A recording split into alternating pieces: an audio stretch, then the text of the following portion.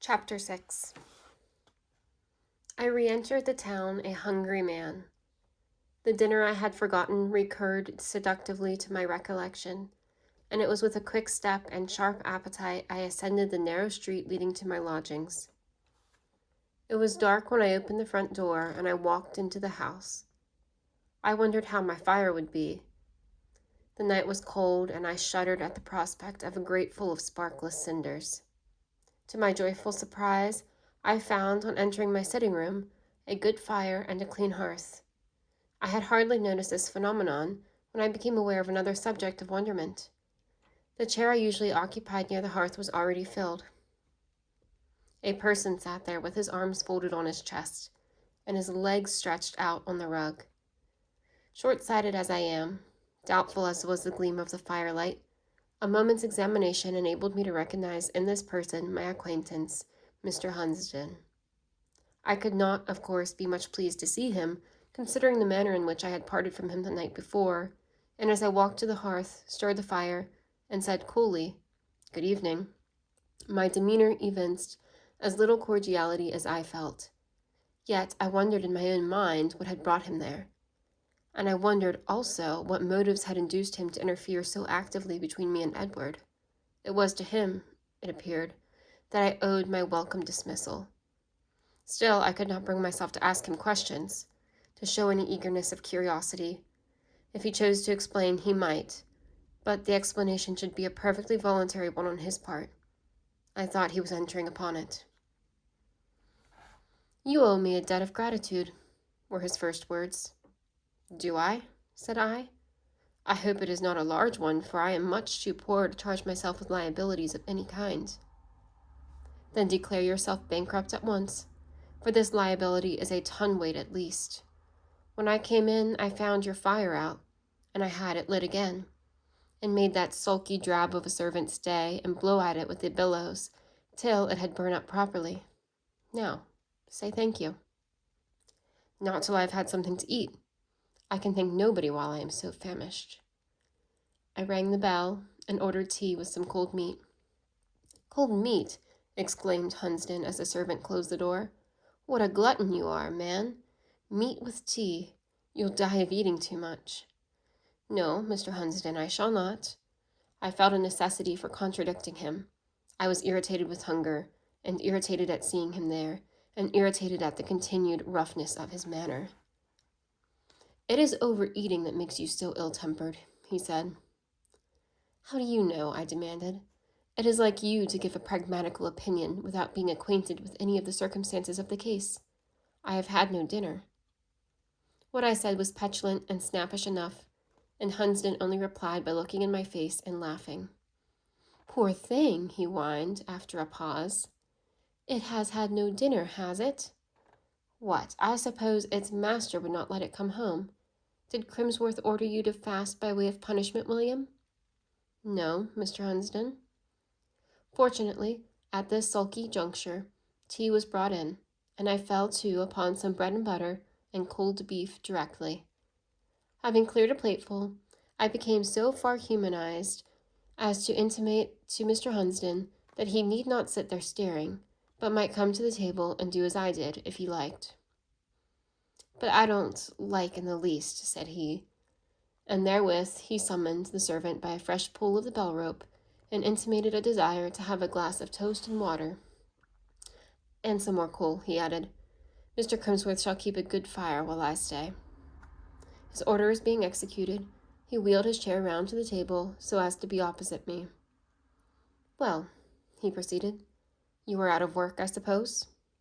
"Yes," said I, and not disposed to show the satisfaction I felt on this point, I, yielding to the whim of the moment, took up the subject as though I had considered myself aggrieved rather than benefited by what had been done. "Yes, thanks to you, I am. Crimsworth turned me off at a minute's notice, owing to some interference of yours at a public meeting, I understand." "Ah, what? He mentioned that? He observed me signaling the lads, did he? What had he to say about his friend Hunsden? Anything sweet?" "He called you a treacherous villain." "Oh, he hardly knows me yet.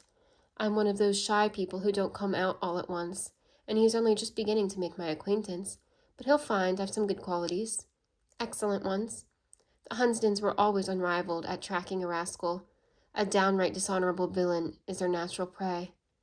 They could not keep off him wherever they met him. You used the word pragmatical just now. The word is the property of our family. It has been applied to us from generation to generational. We have fine noses for abuses. We sent a scoundrel a mile off. We are reformers born, radical reformers, and it was impossible for me to live in the same town with Crimsworth, to come into weekly contact with him, to witness some of his conduct to you, for whom personally I care nothing. I only consider the brutal injustice with which he violated your natural claim to equality. I say it was impossible for me to be thus situated and not feel the angel or the demon of my race at work within me. I followed my instinct, opposed a tyrant, and broke a chain. Now, this speech interested me much, both because it brought out Hunsden's character and because it explained his motives. It interested me so much that I forgot to reply to it and sat silent, pondering over a throng of ideas it had suggested. "Are you grateful to me?" he asked presently. In fact, I was grateful, or almost so, and I believe I half liked him at that moment, notwithstanding his proviso that what he had done was not out of regard for me. But human nature is perverse. Impossible to answer this blunt question in the affirmative, so I disclaimed all tendency to gratitude and advised him if he expected any reward for his championship to look for it in a better world, as he was not likely to meet with it here. In reply, he termed me a dry-hearted aristocratic scamp, whereupon I again charged him with having taken the bread out of my mouth. "Your bread was dirty, man," cried Hunsden. "Dirty and unwholesome. It came through the hands of a tyrant, for I tell you Crimsworth is a tyrant to his workpeople, a tyrant to his clerks, and will some day be a tyrant to his wife." "Nonsense. Bread is bread, and a salary is a salary. I've lost mine, and through your means." "There is sense in what you say, after all," rejoined Hunsden. "I must say, I am rather agreeably surprised to hear you make so practical an observation as that. I had imagined now, from my previous observation of your character, that the sentimental delight you would have taken in your newly regained liberty would, for a while at least, have effaced all ideas of forethought and prudence. I think better of you for looking steadily to the needful." "Looking steadily to the needful. How can I do otherwise? I must live, and to live I must have what you call the needful, which I can only get by working. I repeat, you have taken my work from me." "What do you mean to do?" pursued Hunsden coolly. "You have influential relations. I suppose they'll soon provide you with another place." "Influential relations? Who? I should like to know their names." "The Seacombs." "Stuff. I have cut them." Hunsden looked at me incredulously.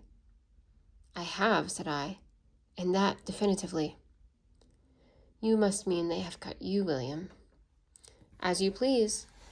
They offered me their patronage on condition of my entering the church. I declined both the terms and the recompense. I withdrew from my cold uncles and preferred throwing myself into my elder brother's arms, from whose affectionate embrace I am now torn by the cruel intermeddling of a stranger, of yourself, in short." I could not repress a half smile as I said this. A similar demi-manifestation of feeling appeared at the same moment on Hunsden's lips. "Oh, I see," said he, looking into my eyes, and it was evident that he did see right down into my heart. Having sat a minute or two with his chin resting on his hand, diligently occupied in the continued perusal of my countenance, he went on. "Seriously, have you then nothing to expect from the Seacombs?" "Yes, rejection and repulsion." "Why do you ask me twice? How can hands stained with the ink of a counting-house, soiled with the grease of a wool warehouse, ever again be permitted to come into contact with aristocratic palms?" "There would be difficulty, no doubt. Still, you are such a complete Seacombe in appearance, feature, language, almost manner. I wonder they should disown you." "They have disowned me, so no more to talk about it." "Do you regret it, William?" "No." "Why not, lad?" "Because they are not people with whom I could ever have had any sympathy." "I say you are one of them." "That merely proves that you know nothing at all about it. I am my mother's son, but not my uncle's nephew."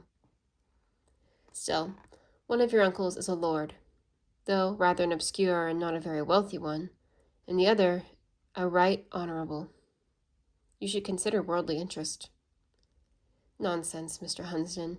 You know or may know that even had I desired to be submissive to my uncles, I could not have stooped with a good enough grace ever to have won their favor. I should have sacrificed my own comfort and not have gained their patronage in return. Very likely. So you calculated your wisest plan was to follow your own devices at once? Exactly. I must follow my own devices. I must, till the day of my death, because I can neither comprehend, adopt, nor work out those of other people. Hunsden yawned. Well, said he, in all this I see but one thing clearly. That is, that the whole affair is no business of mine. He stretched himself again and yawned. I wonder what time it is, he went on. I have an appointment for 7 o'clock. 6:15 by my watch. Well, then I'll go. He got up. You'll not meddle with trade again? Said he, leaning his elbow on the mantelpiece. No, I think not. You would be a fool if you did.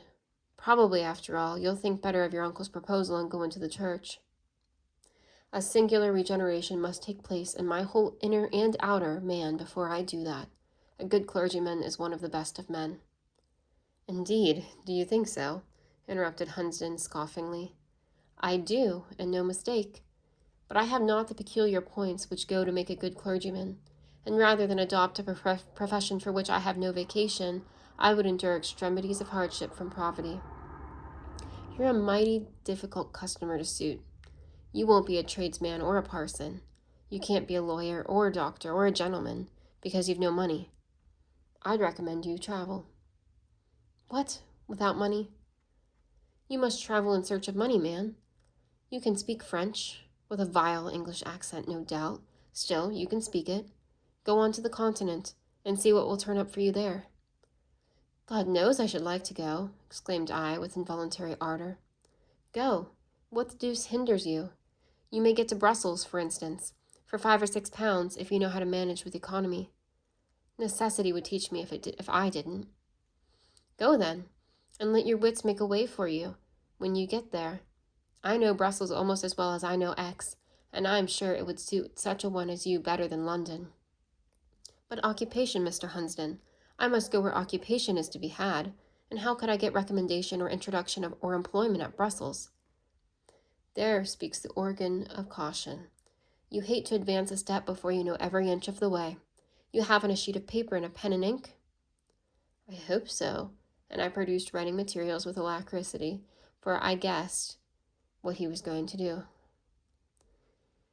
He sat down, wrote a few lines, folded, sealed, and addressed a letter, and held it out to me. There. Prudence. There's a pioneer to hoe down the first rough difficulties of your path. I know well enough, lad, you are not one of those who will run their neck into a noose without seeing how they are to get out of it again. And you're right there. A reckless man is my aversion, and nothing should ever persuade me to meddle with the concerns of such a one. Those who are reckless for themselves are generally 10 times more so for their friends. This is a letter of introduction, I suppose? Said I, taking the epistle. Yes. With that in your pocket, you will run no risk of finding yourself in a state of absolute destitution, which, I know, you will regard as a degradation. So should I, for that matter. The person to whom you will present it generally has 2 or 3 respectable places depending upon his recommendation. That will just suit me, said I. Well, and where's your gratitude? Demanded Mr. Hunsden. Don't you know how to say thank you? I have £15 in a watch, which my godmother, whom I never saw, gave me 18 years ago, was my rather irrelevant answer, and I further avowed myself a happy man, and professed that I did not envy any being in Christendom. But your gratitude? I shall be off presently, Mr. Hunsden. Tomorrow, if all be well, I'll not stay a day longer in X than I'm obliged. Very good, but it will be decent to make due acknowledgment for the assistance you have received. Be quick. It is just going to strike 7. I'm waiting to be thanked. Just stand out of the way, will you, Mr. Hunsden? I want a key there is on the corner of the mantelpiece. I'll pack my portmanteau before I go to bed. The house clock struck 7.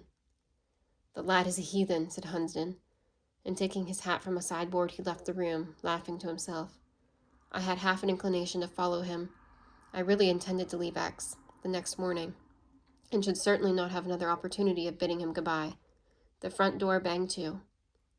Let him go, said I. We shall meet again some day.